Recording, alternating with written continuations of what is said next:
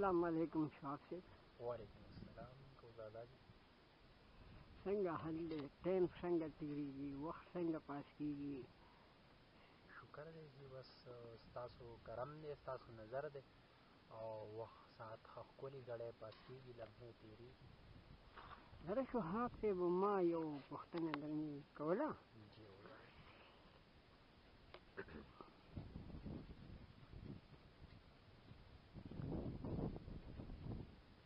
ما دا پوښتنه ستاسو نه داسې کوله شهاب صاحب جي چې انور سلیم صاحب او دا ګلو جي دی خو زما په زه چې سوچ وکړم نو دویم کې دا یو ډېر عجز خویه او ډېر یو فقیر او ډېر د مینې ډک انسان دی او په ده کې ډېر زیاته مینه ده، محبت دی. ستاسو څه وایي په دې باره کې؟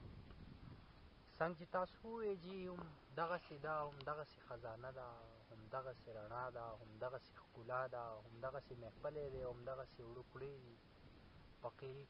فقیرۍ کې چې د هغو کم مقام دی، کم نسبت یې د چا سره دی او کم ورکړه راکړه د کمو خلکو سره کوي، نو په هغې کې څه د شک کولو او د اعتراض کولو څه خبره نشته.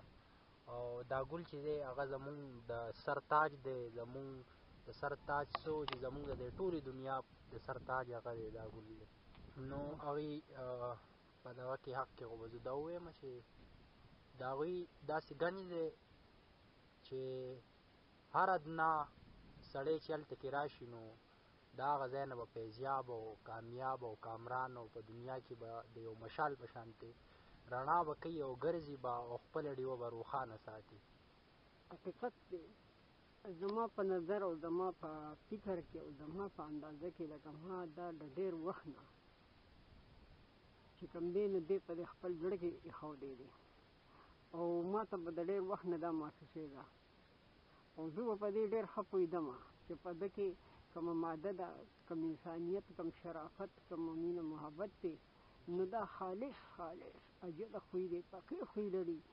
خو زه نه پوهېږم خلکو د دې نورو د ده سره کم کیني پاسي د دوی دپاره خو هغه ډېر زیاته مینه لري او خیال لري. بلکل جي دغسې ده او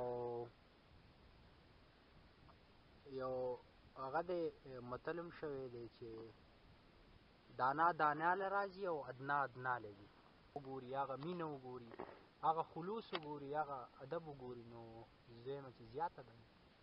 واقع دی چې په هغه کې کومه مینه، کومه جذبه ده او د هر هغه چا دپاره د هغه په زړه کې لوی مقام دی او لکه داسې ده چې هغه یو د چا په بابت کې او په خیال کې او په فکر کې داسې یو خبره نه کوي چې هغه خبره د هغه د خوشحالۍ نه وي، د هغه د خوشحالولو دپاره، د هغه د ژوند د جوړولو دپاره هغه چې کوم دی نو هغه رنګې هلې ځلې د هغې دپاره کوي چې یاره د خلکو خدای او رسول ته او مینې ته محبت ته رانږدې شي نو صحیح ده.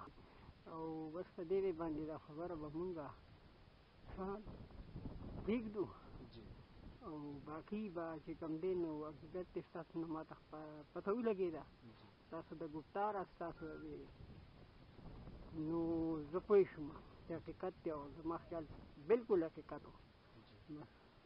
صحیح.